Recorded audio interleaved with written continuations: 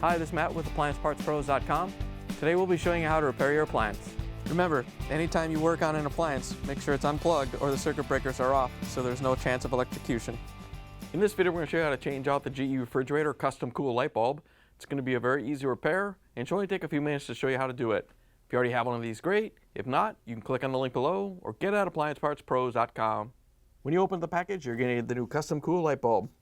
The custom cool light bulb lights up the custom cool section in the refrigerator. The main reason you'd be changing it out is if it's burnt out. In order to change a part, we have to open up the refrigerator door. Now that we have the door open, we have access to the custom cool section. It's down there on the bottom. The light bulb's in the back.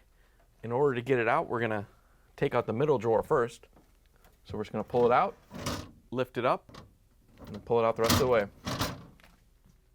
Then we can pull the lower drawer out a little bit, and then lift up on this cover and pull it out.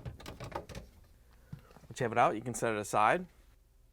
Now that we have the cover off, we have access to the custom cool components back here. The light bulb is behind this little cover right here. You just have to lift up on this handle to pull it off. Once you have it off, you can set it aside.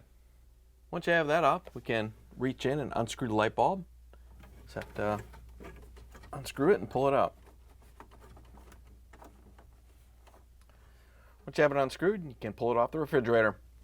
Here's the old custom cool light bulb next to the new one. If you already have one of these, great. If not, you can get it at AppliancePartsPros.com. To put the new light bulb in, all you have to do is screw it into the base.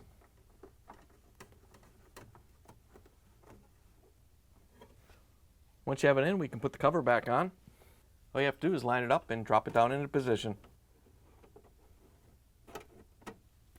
Once you have it in place, we can put the cover on. You want to make sure that the slots are lined up with the shelf support in the back. You just have to push it back into place and then lower it back onto the front supports. Once you have it in place, you can push the lower drawer in, then we can put the middle drawer in.